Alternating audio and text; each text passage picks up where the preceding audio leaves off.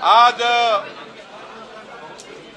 महाराष्ट्राचे काँग्रेसचे नेते आणि खास करून मराठवाडा, परभणी, हिंगोली या भागामध्ये ज्यांनी संपूर्ण आयुष्य काँग्रेसमध्ये दिलं, आमदार, मंत्री म्हणून ज्यांनी काम केलं, खासदार म्हणून काम केलं आणि एक प्रचंड मोठा सामाजिक, सांस्कृतिक, धार्मिक कार्याचा वारसा ज्यांच्या पाठीशी आहे, असे काँग्रेस पक्षाचे नेते सुरेश वरपुडकरजी यांनी 10 जिल्हा परिषदेचे मेंबर, 50 सरपंच आणि जवळपास 400-450 ग्रामपंचायत सदस्य आणि हजारो कार्यकर्त्यांसहित आज भारतीय जनता पार्टीचे अध्यक्ष रवी चव्हाणजी यांच्या उपस्थितीमध्ये एक मोठा पक्षप्रवेश झाला।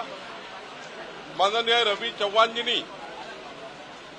सुरेश वरपुडकरजींचा पक्षप्रवेश करताना सुरेश वरपुडकरजींना आश्वस्त केलं की भारतीय जनता पार्टीचा परिवार हा आपल्या पाठीशी भक्कमपणे उभा राहील। मी त्यांना आश्वस्त केलं आणि जेव्हा सुरेश वरपुडकर यांनी भारतीय जनता पार्टीत प्रवेश करण्याची इच्छा दाखवली त्यावेळी मी, मेघनाताई बोर्डीकर, आमचे रामप्रसादजी बोर्डीकर, आमचे जिल्हाध्यक्ष सुरेश बुमरेजी, प्रमोद वाकोडकरजी आणि सर्वच पदाधिकारी आम्ही होतो। त्यावेळी सुरेश वरपुडकरजी म्हणाले की मला भारतीय जनता पार्टीमध्ये कुठल्याही पदाची अपेक्षा नाही, मला माझ्या कोऑपरेटिव्ह सेक्टरमध्ये फार काम मोठं करायचं आहे। माननीय प्रधानमंत्री नरेंद्र मोदीजीच्या विकसित देशाला, मोदीच्या संकल्पातला विकसित देश, देवेंद्र फडणवीसजी यांच्या संकल्पातला विकसित महाराष्ट्र या संकल्पाला मला जुळायचं आहे आणि म्हणून आज एवढा मोठा जनसमुदाय देवेंद्रजींच्या नेतृत्वामध्ये रवी चव्हाणांच्या अध्यक्षतेखाली आज भारतीय जनता पार्टीमध्ये पक्षप्रवेश करत आहे। आज भारतीय जनता पार्टीकरता अत्यंत महत्वाचा दिवस आहे। मराठवाड्याच्या एकंदरीत काँग्रेस पार्टीमध्ये मोठी फूट पडलेली आहे। आपण बघितलं असाल, कुणाल पाटील यांनी आल्यानंतर उत्तर महाराष्ट्रामध्ये खिंडार पडलं, पश्चिम महाराष्ट्रामध्ये संग्रामसिंग जगताप आले, त्यांच्यामुळे खिंडार पडलं। काँग्रेस पक्षाचे आपले अनेक त्या ठिकाणी लोक त्यांचा पक्ष सोडून भाजपमध्ये येत आहे। आज सुरेश वरपुडकर आलेले आहेत आणि पुढच्या काळामध्ये विदर्भातली काँग्रेस पार्टी तुटणार आहे। मुंबईमध्ये काँग्रेस पार्टीचे कार्यकर्ते काँग्रेससोबत राहायला तयार नाही, कारण काँग्रेस पार्टीमध्ये आता राहुल गांधीजींचा जो त्या ठिकाणी कुठलाही त्यांचा जो विचार आहे या भारत देशाच्या विकासाचा नाही। राहुल गांधी कधी भारत देशाच्या विकासाचा कुठलाही अजेंडा घेऊन चालत नाही। राहुल गांधी हे पक्ष संपवायला निघालेले आहेत। काँग्रेसमध्ये कोणताही नेता कार्यकर्ता सांभाळायला तयार नाही, काँग्रेसमध्ये कुणीही कार्यकर्त्याच्या पाठीशी राहायला तयार नाही। कार्यकर्त्यावर अडचण आली तर रात्री बेरात्री अपरात्री काँग्रेस पार्टीचा कुठलाही नेता हा काँग्रेसच्या कार्यकर्त्यांना मदत करत नाही। पण महाराष्ट्रामध्ये माननीय देवेंद्र फडणवीसच्या नेतृत्वामध्ये कार्यकर्त्यांना जपलं जातं, कार्यकर्त्यांना त्या ठिकाणी आधार मिळतो। हे भारतीय जनता पार्टीचं कार्यालय महाराष्ट्राच्या 14 कोटी जनतेला मजबूती देण्याकरता हे कार्यालय आहे आणि म्हणून आज सुरेश वरपुडकर सारखे लोक ज्यांनी संपूर्ण आयुष्य काँग्रेसमध्ये घालवलं, त्यांनी मेघनाताई बोर्डीकरजी, रामप्रसादजी बोर्डीकरजी, आमचे सर्व नेते मिळून परभणीमध्ये आता परभणीमध्ये एक ठाम त्यांनी विश्वास व्यक्त केला की परभणीमध्ये सर्व जिल्हा परिषद, पंचायत समिती, नगरपालिका, महानगरपालिका महायुतीमध्ये संपूर्ण परभणी जिल्हा हा महायुतीमध्ये जिंकल्याशिवाय राहणार नाही। एवढं मोठं प्रस्थ आता भाजपाचं तयार झालेलं आहे। सुरेश वरपुडकरजीच्या प्रवेशाने एक मोठी संजीवनी भाजपाला मिळालेली आहे आणि मला वाटतं की हा पक्षप्रवेश मराठवाड्याचं परिवर्तनाची एक मोठी लहर घेऊन येईल असं मला वाटतं। नेमका नंबर विदर्भाचा पण लागणार आहे असं आपण नुकतंच म्हणालात, नेमका कुठला काँग्रेसचा बडा नेता हा संपर्कात आहे आणि कधीपर्यंत हा पक्ष विदर्भामध्ये सुद्धा काँग्रेस पार्टीला सोडण्याकरता हजारो कार्यकर्ते तयार आहेत। तुम्हाला पुढच्या काळात दिसेलच आमचे रवी चव्हाणजी यांच्या अध्यक्षतेखाली एक मोठा पक्षप्रवेश होणार आहे। मी तुम्हाला सांगितलं की पश्चिम महाराष्ट्रामध्ये त्या ठिकाणी अनंत चोपटेजी असतील, संग्रामसिंग जगताप असतील, ज्या पद्धतीने उत्तर महाराष्ट्रात कुणाल पाटील आहेत, आता वरपुडकर साहेब आहेत मोठ्या प्रमाणावर, आणि हे असे कार्यकर्ते आहेत ज्यांनी 50 वर्ष काँग्रेस पार्टी टिकून ठेवली। त्यांच्या मुळावर काँग्रेस पार्टीने या ठिकाणी राज्य केलं, पण आज इतक्या मोठ्या नेतृत्वाला काँग्रेस पार्टी डावललं, त्यांना विचारायला तयार नाही। पण देवेंद्र फडणवीसच्या नेतृत्वामध्ये मात्र महाराष्ट्राचा विकास होतो आहे, आणि या विकासाची संकल्पना घेऊन माननीय सुरेश वरपुडकरजी हे भाजपमध्ये आले आहेत। बोगस जन्म प्रमाणपत्रांबद्दल तुम्ही काही आदेश दिलेले आहेत का? कारण जवळपास 42,000 प्रमाणपत्र रद्द झालेली आहेत, मात्र 11,000 प्रमाणपत्र वसूल झालेली आहेत। होय, महाराष्ट्रामध्ये जे बोगस जन्मतारखेचे दाखले दिले, बांगलादेशी लोकांनाही जन्मतारखेचे दाखले देऊन त्यांना इथे रहिवासी दाखवण्यात आलं। ते सर्व दाखले 15 ऑगस्टपर्यंत मागितलेले आहे। आमचे तहसीलदार, आमचे सर्व तलाठी घरोघरी फिरणार आहे, आम्ही सर्व दाखले जमा करतो आहे, आणि हे सर्व बांगलादेशी लोकांनी घेतलेले दाखले चुकीचे हे आम्ही रद्द करण्याचा निर्णय घेतलेला आहे। 15 ऑगस्ट पूर्वी सर्व महाराष्ट्राचे दाखले आम्ही वापस करणार आहोत, वापस घेणार आहोत, आणि वापस घेऊन हे दाखले रद्द करणार आहोत। सर, तुम्ही नागपूरचे पालकमंत्री आहेत, नागपूरच्या बारमध्ये शासकीय फाईलवर सगळ्या सह्या पत्करण्याचा शासकीय फाईल्स आढळल्या, एका टेबलवरती एक व्हिडिओ प्रसारित झाला, त्यामध्ये बारमधल्या टेबलवर महाराष्ट्र शासनाच्या फाईल्स होत्या। मी कालच वर्ध्यामध्ये याबद्दल आपल्या मीडियाशी बोललेलो आहे। आमचं नागपूरचा सायबर क्राईम विभाग याच्यावर पूर्ण काम करत आहे। 2-3 दिवसामध्ये स्पष्ट होईल, आणि जो बिअर बारमध्ये जाऊन महाराष्ट्र शासनाच्या नावाची फाईल घेऊन त्या ठिकाणी कामं करत होता, त्याला या महाराष्ट्रात नोकरी करण्याचा अधिकार नाही। बिअर बारमध्ये जाऊन फायली सही करणे हे महाराष्ट्राला शोभणारं नाही आहे, आणि म्हणून अशा लोकांवर निश्चित कारवाई होईल। आमचं सायबर डिपार्टमेंट यावर काम करत आहे। सर, पुण्याच्या रेव पार्टी प्रकरणावरती खडसेंनी पुन्हा एकदा सरकारवरती आरोप केले, पोलिसांकडनं सातत्यानं पाळत ठेवली जात होती, आणि खरं तर फॅमिलीला, खडसेंच्या फॅमिलीला बदनाम केले जाते असं त्यांनी। नाही, मला असं वाटतं की माननीय एकनाथ खडसे साहेबांना मी त्यांना सल्ला तर देऊ शकत नाही, पण पोलिसांनी माझा परिवार असो की एकनाथ खडसेंचा परिवार असो की कुणाचाही परिवार असो, कुणी चूक केली असेल शासन झालं पाहिजे। जर त्यांची चूक नसेल तर शासन होणार नाही। पण त्या ठिकाणी चौकशीच्या वेळी मला आपल्या माध्यमातून खडसे साहेबांना या ठिकाणी हे सांगायचं आहे की एखाद्या प्रकरणाची पोलीस चौकशी करत असताना अशा पत्रकार परिषद घेणे म्हणजे चौकशीला खऱ्या अर्थाने एक प्रकारचा दबाव निर्माण होतो। कुठलाही दबाव चौकशीमध्ये येऊ नये म्हणून परिवारातल्या लोकांनी शांत राहावं, आणि चौकशी रिपोर्टांची जे काही रिपोर्ट येईल चौकशीचा, त्यांचे जे काही प्रश्न असतील किंवा जे काही त्यांच्यावर अन्याय झाला असं त्यांना वाटतं तर माननीय मुख्यमंत्र्यांकडे अर्ज करू शकतात, ते आमदार आहेत ते आपल्या डीजीकडे करू शकतात। पण चौकशीवर प्रेस कॉन्फरन्स घेऊन एखादं प्रकरण तपासामध्ये आहे, एखादं प्रकरण तपास सुरू आहे, त्यावेळी त्या प्रकरणाबद्दलची चर्चा मीडियात करणे किंवा त्याबद्दलची प्रेस घेणे एक प्रकारचा असा प्रयोग म्हणजे पोलिसाच्या एकूण यंत्रणेवर, तपास यंत्रणेवर दबाव येऊ शकतो। माझी विनंती खडसे साहेबांना आहे, जर तुम्हाला असं वाटतं अन्याय झाला तर माननीय मुख्यमंत्र्यांशी बोला, आपल्या डीजीशी बोला, पोलीस अधिकाऱ्याशी बोला, पण तुम्ही दबाव निर्माण करण्याकरता अशा पत्रकार परिषदा घेऊन त्या ठिकाणी मला असं वाटतं पोलीस यंत्रणेचं खच्चीकरण करू नका। जर चूक असेल तर तुमची त्या ठिकाणी सुटका होईल, गुन्हा झाला असेल तर त्या ठिकाणी कारवाई होईल, होणार काय कारवाई होईल। पोलिसांनी गुन्हा दाखल केला आहे तर मला वाटतं खडसे साहेबांनी वाट बघितली पाहिजे। ऑपरेशन सिंदूरबाबत भाजपने आपली भूमिका स्पष्टपणे आज लोकसभेत मांडली, असं असताना इंडिया आणि पाकिस्तानचे जे सामने होत आहेत त्यावरती विरोधक टीका करत आहेत, हे सामने होऊ नये अशी त्यांची मत आहे।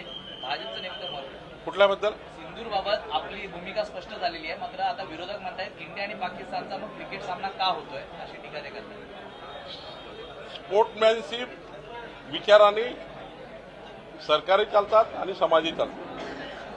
स्पोर्टमध्ये राजकारणानं, स्पोर्टमध्ये त्या ठिकाणी मोठ्या प्रमाणावर अशा पद्धतीचे वक्तव्य करणं मला वाटतं दहशतवादी कृत्य झालाय। दहशतवादी कृत्याचा बदला माननीय प्रधानमंत्री मोदीजी आणि सैनिकांनी घेतलाय। पाकिस्तानच्या घरात घुसून 9 दहशतवादी हल्ले 9 दहशतवादी जे त्यांचे तंबू आहेत, त्यांचे स्पॉट आहेत, जे त्या ठिकाणी 9 दहशतवादी ज्या ठिकाणी कारवाया चालायच्या अशा सर्व कारवाया चालणारे स्पॉट उद्ध्वस्त करून टाकले आहे. काल 2 अतिरेकी मारले गेले, दहशतवादी मारले गेले. तुम्हाला स्पोर्टमध्ये किंवा कुठल्याही विषयामध्ये असे विषयांना आवश्यक नहीं है.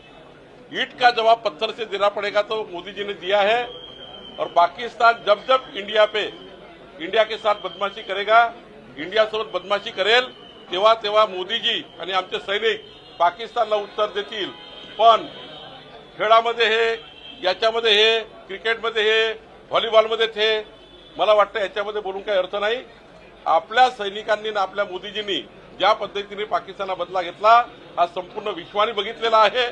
त्यामुळे मला असं वाटतं की ऑपरेशन सिंदूर आणि काल ते मारलेले दहशतवादी आहे हेच खरं प्रमाण आहे. आणि मला असं वाटतं यामध्ये स्फोट वगैरे विषयाला आणू नये. सर, गृह मंत्र्यांनी कॅबिनेट आरोप केले आहेत की लोकसभा निवडणुकीनंतर बहिणी लाडक्या झाल्या. जवळपास 4,000 हे ज्या लाडक्या बहिणी आहेत त्या देखील 4,800 कोटीचा घोटाळा जो आहे दिसून आल्याचा आरोप. तर कसला घोटाळा आहे? कोणी मंत्र्यांनी पैसे घेतले का की कोणी पार्टीने पैसे खाल्ले आहेत? एखाद्या लोकांनी ऑनलाईन रजिस्ट्रेशन करताना चुकीच्या पद्धतीचे रजिस्ट्रेशन झाले, त्याची चौकशी सरकार करत आहे आणि त्याला लाभ बंद होईल. चुकीचा लाभ दिला तर वसूल होईल, एखादी एसआयटी तयार होईल. आमच्या मंत्री, महिला बालकल्याण मंत्री सक्षम आहे. त्यामुळं विरोधकांनी कुणीतरी रजिस्ट्रेशन केलं, कुणी पैसे उचलले का? सरकारने भ्रष्टाचार केला का? लाडक्या बहिणीच्या नावाने दुसऱ्याने पैसे उचलले, सरकार परत घेईल. चुकीचं असेल तर त्या ठिकाणी कारवाई करेल. पण भ्रष्टाचार झाला. ऑनलाईन होतं, कुणी अर्ज केले, चुकीचे अर्ज झाले असतील, दुरुस्त होईल.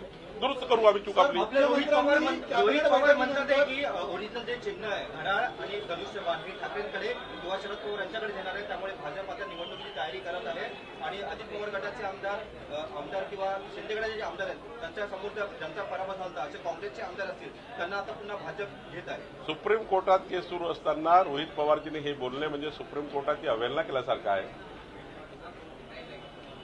सुप्रीम कोर्टामध्ये केस सुरू आहे आणि फायनल हिअरिंगवर जवळपास त्या केसेस असं मला माहिती आहे. आणि अशा वेळ अशा टिप्पण्या करणे की आम्हाला धनुष्यबाण मिळणार आहे, आम्हाला घड्याळ मिळणार आहे, म्हणजे एक प्रकारे न्यायालयीन व्यवस्थेला ओव्हररूल करण्याचं काम, न्यायालयीन व्यवस्थेचे निकाल वाचून दाखवण्याचं काम ज्या पद्धतीनं रोहित पवारजींनी केलं आहे, मला वाटतं ते जरा त्यांनी एकदा विचार केला पाहिजे किंवा अभ्यास केला पाहिजे की सुप्रीम कोर्टात केस चालू असताना असे वक्तव्य योग्य आहे की नाही आहे. अजित पवार कॅबिनेट बैठकीनंतर अशी सूचना दिल्याची माहिती समोर येते की वादग्रस्त वक्तव्य टाळायला सांगितलेल्या मंत्र्यांना 20 मिनिटं तब्बल मुख्यमंत्री सूचना करत होते. माननीय मुख्यमंत्र्यांनी महाराष्ट्राचं प्रशासन, गतिशील शासन, पारदर्शी प्रशासन आणि लोकाभिमुख प्रशासन 100 दिवसाच्या कार्यक्रमानंतर 150 दिवसाचा कार्यक्रम दिला आहे. सर्व मंत्र्यांना सूचना दिल्या की 150 दिवसाच्या कार्यक्रमामध्ये सर्व मंत्र्यांनी आपापल्या विभागामध्ये प्रामुख्याने याच्यात लक्ष टाकलं पाहिजे. 150 दिवसाचा कार्यक्रम मध्ये जे मार्किंग येणार आहे मंत्र्यांचं किंवा आपल्या खात्यांचं, ते मार्किंग योग्य आलं पाहिजे. आणि येणाऱ्या काळामध्ये पालकमंत्री म्हणून काही त्या ठिकाणी नुकसान भरपाई झाली आहे, काही त्या ठिकाणी पालकमंत्री म्हणून जे काही निधी वाटपाचा आहे, स्थानिक आणि जिल्हास्तरीय समिती आहे, या सर्व विषयावर चर्चा केली आहे. कुठून तरी कपोलकल्पित बातमी आली, हे झालं ते झालं. मला असं वाटतं की माननीय मुख्यमंत्री आज आमच्या सर्व मंत्र्यांना आमच्या विभागामध्ये जे निर्णय झाले ते जनतेपर्यंत पोहोचले पाहिजे. महसूलमध्ये मी एखादा निर्णय घेतला असेल, मी तुकडेबंदीचा निर्णय घेतला, तर तुकडेबंदीचा निर्णय माननीय मुख्यमंत्र्यांच्या या ठिकाणी त्यांच्या सूचनेने घेतला. आता हा तुकडेबंदीचा निर्णयाचा फायदा 1.5 कोटी लोकांना होणार आहे. तर 1.5 कोटी लोकांपर्यंत मी गेलो पाहिजे, सांगितलं पाहिजे की महाराष्ट्र सरकार, देवेंद्र फडणवीस सरकार यांनी तुकडेबंदी कायदा हटवल्यामुळे आम्ही 1.5 कोटी लोकांचा फायदा झाला. अजित पवारजी, एकनाथ शिंदेचं सरकार, आम्ही जे सरकारमध्ये आहोत, आम्ही जे या ठिकाणी निर्णय घेतोय ते निर्णय समाजाच्या शेवटच्या व्यक्तीपर्यंत पोहोचले पाहिजे. आणि निवडणुकीच्या काळात जो संकल्पनामा आम्ही दिला होता, विधानसभेच्या निवडणुकीत आम्ही बोललो होतो की आमचं सरकारला या बाबी करू, ते जे आम्ही करतोय ते जनतेपर्यंत पोहोचवा असं माननीय मुख्यमंत्र्यांनी सूचना दिली. ऑपरेशन सिंदूर के बाद ऑपरेशन महादेव जो अधिकार मला प्राप्त नाही आहे त्या अधिकाराचा प्रश्न आपण विचारताय. तर अजित पवार गटाचे एक आमदार आहेत नितीन पवार यांची एका आंदोलनास्थळी नाशिकमध्ये जीप घसरली, शिवीगाळ केली चक्क. मी तेच सांगतो आहे की ज्या ज्या पक्षाचे आमदार आहेत त्या त्या पक्षाच्या नेतृत्वाने त्यांनी एखादा अनावधानाने काही झालं असेल किंवा एखादं बोलता बोलता जीभ घसरली असेल त्यांच्या पक्षाचे अध्यक्ष त्यांना त्या ठिकाणी सूचना येतात, काही त्याच्यावर चर्चा करतील. जर आमच्या पक्षामध्ये काही आमचे आमदार चुकले किंवा मी चुकलो तर आमचे प्रदेश अध्यक्ष रवी चव्हाणजी मला सांगतील. त्यामुळं आमच्या पक्षामध्ये त्यांच्या पक्षामध्ये व्यवस्था उभी आहे. त्यांच्या पक्षामध्ये मी बोलणं योग्य नाही आहे किंवा रवी चव्हाणजी बोलणं योग्य नाही आहे, त्यांच्या पक्षात ते बोलतील. यालाच अनुसरून एक प्रश्न आहे की जो काही लेटर बॉन्ड मध्यंतरी रंगला होता शिरसाट आणि माधुरी मिसाळ यांच्यात, त्याला आता पूर्णविराम मिळालाय का? नेमकं त्या संदर्भातला काय निर्णय झालेला आहे पक्षश्रेष्ठींकडनं किंवा मुख्यमंत्र्यांकडनं? तो विषय आता संपला आहे. त्या ठिकाणी कुठल्याही पद्धतीचा आता वाद शिल्लक नाही आणि त्यामुळं कधी कधी समजातून गैरसमजातून असे विषय होत असतात आणि या ठिकाणी त्या विषयाला पडदा पडत असतं. मला वाटतं या विषयाला तर पडदा पडला. ऑपरेशन सिंदूर के बाद ऑपरेशन खरं तर दोन मंत्र्यांमधला वाद शमला असं तुम्ही आत्ताच म्हणाला, परंतु आशिष शेलार देशाबाहेर असताना सांस्कृतिक विभागाची बैठक एकनाथ शिंदेंनी बोलवली आणि ती कुठेतरी मुख्यमंत्र्यांच्या सूचनेनंतर रद्द झाली अशी सुद्धा एक माहिती समोर आली. नाही, मला याबद्दलची काही माहिती नाही आहे. तुम्हाला याबद्दल आशिष शेलारजी बोलावं लागेल. ऑपरेशन सिंदूर के बाद ऑपरेशन महादेव को अंजाम दिया गया. 3 आतंकवादी जो पहलगाम इसमें शामिल थे उनको मारा गया. कितनी बड़ी कामयाबी है ये? महाराष्ट्र की भारतीय जनता पार्टी, महाराष्ट्र की 14 करोड़ जनता मोदी जी का और हमारे सैनिकों का बहुत बहुत आभार व्यक्त करती है. ऑपरेशन सिंदूर में पाकिस्तान में घुसकर सारे दहशतवादी जो स्पॉट थे सारे स्पॉट को उद्ध्वस्त करके फिर महादेव ऑपरेशन चलाया गया जिसमें 2 दहशतवादी को मारा गया. माननीय प्रधानमंत्री ने जिस प्रकार से ये ऑपरेशन किया है, हमारे सैनिकों ने किया है, पूरा देश 140 करोड़ भारतीय माननीय प्रधानमंत्री जी के पीछे खड़ा हुआ है. पूरा विश्व भी प्रधानमंत्री जी मोदी जी के साथ खड़ा हुआ है. मोदी जी ने आतंकवाद के खिलाफ और दहशतवाद के खिलाफ एक लंबी लड़ाई चालू की है और अभी लड़ाई खत्म नहीं हुई है. दहशतवादी और आतंकवादियों के खिलाफ ये लड़ाई मोदी जी लड़ रहे हैं और पूरे विश्व को एक संदेश दे रहे हैं कि भारत दहशतवाद की लड़ाई पूरी जो लड़ेगा और जीतेगा भी और दहशतवाद को खत्म करेगा. ऑपरेशन सिंदूर का जो मैसेज था उसको पहुंचाने के लिए सभी पार्टी डेलीगेशन गए थे. उसमें कांग्रेस के नेता भी थे, शशि थरूर थे, मनीष तिवारी थे. जब संसद में 16 घंटे चर्चा हो रही है तो कांग्रेस ने इन दोनों नेताओं को उस चर्चा में भाग नहीं लेने दिया. कांग्रेस की हताशा ये दर्शाती है. देखिए, जो डेलीगेट गए थे खासदार अलग अलग पार्टी के, उन्होंने ऑपरेशन सिंदूर का पूरी पढ़ाई करके हमारे सैनिकों ने जो कर्तव्य किया है वो सब पढ़कर पूरे देशों में बताया कि भारत देश ने किस प्रकार से दहशतवादी ऑपरेशन को हाथ में लिया और खत्म करना चाहते हैं. जो कांग्रेस पार्टी के लोग वो जा नहीं सके या फिर उनको एलर्जी होगी, अब ये लोग गए, इन्होंने जो देखा है, इन्होंने जो समझा है और रखा है विश्व में कि ऑपरेशन सिंदूर कितना महत्वपूर्ण था, मोदी जी ने क्या क्या महत्वपूर्ण निर्णय लिए, हमारे सैनिकों ने जिस प्रकार से ऑपरेशन सिंदूर किया है. अब कांग्रेस पार्टी का दूसरा चेहरा ये जो पॉलिटिकल चेहरा है, वो पॉलिटिकल चेहरा जनता के सामने आ रहा. जैसा महाराष्ट्र में हमने महाराष्ट्र जन सुरक्षा विधेयक लाया. अब जन सुरक्षा विधेयक में, महाराष्ट्र जन सुरक्षा विधेयक में अपोजिशन पार्टी के सारे लीडर्स थे. माननीय राष्ट्रवादी कांग्रेस के शरद पवार गुट के जयंत पाटिल थे, शशिकांत शिंदे जी जो अभी अध्यक्ष बने राष्ट्रवादी कांग्रेस के शरद पवार जी के वो थे, अनिल परब जी थे, वहां पर अपोजिशन लीडर हमारे दानवे जी थे. सारे पार्टी के लीडर्स, नाना पटोले, विजय वडेट्टीवार, सारे लीडर थे. उन्होंने महाराष्ट्र जन सुरक्षा विधेयक को वहां पर सपोर्ट किया. मैं उसका ज्वाइंट सिलेक्शन कमेटी का प्रेसिडेंट था, लेकिन बाद में बाहर आके कांग्रेस पार्टी की भूमिका बदल गई. कांग्रेस पार्टी बाहर आके अपनी पार्टी की भूमिका, हमें जन सुरक्षा विधेयक नहीं चाहिए. अरे अंदर हमारे साथ आपने मंजूर किया.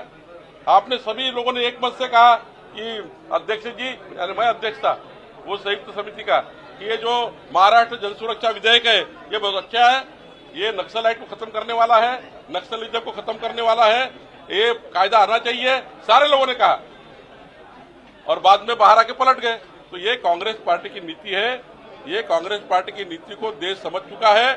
अब देश कांग्रेस पार्टी को पूरा ही साफ सफाई कर देगी, ऐसी स्थिति कांग्रेस पार्टी की आई है। काँग्रेसचा ऑपरेशन सिंदूर हा एक सरकारचा तमाशा होता असं वाटतं. शिंदेच्या काँग्रेसच्या खासदारांनी केलेला आहे, प्रचंड रोष व्यक्त केला जातोय. काय आपल्याला त्यांनी सुप्रिया सुळेजीची भेट घ्यावी, त्यांनी सुप्रिया सुळेजीची भेट घ्यावी. सुप्रिया सुळेजींनी ऑपरेशन सिंदूर समजून घेतलं. सुप्रिया सुळेजी डेलिगेशनमध्ये विदेशात जाऊन त्यांनी मांडलं. आता प्रणजित शिंदेला काही कन्फ्युजन असेल तर ते सुप्रियाताई सुळेंना भेटतील आणि त्यांना समजून घेतील. India Pakistan match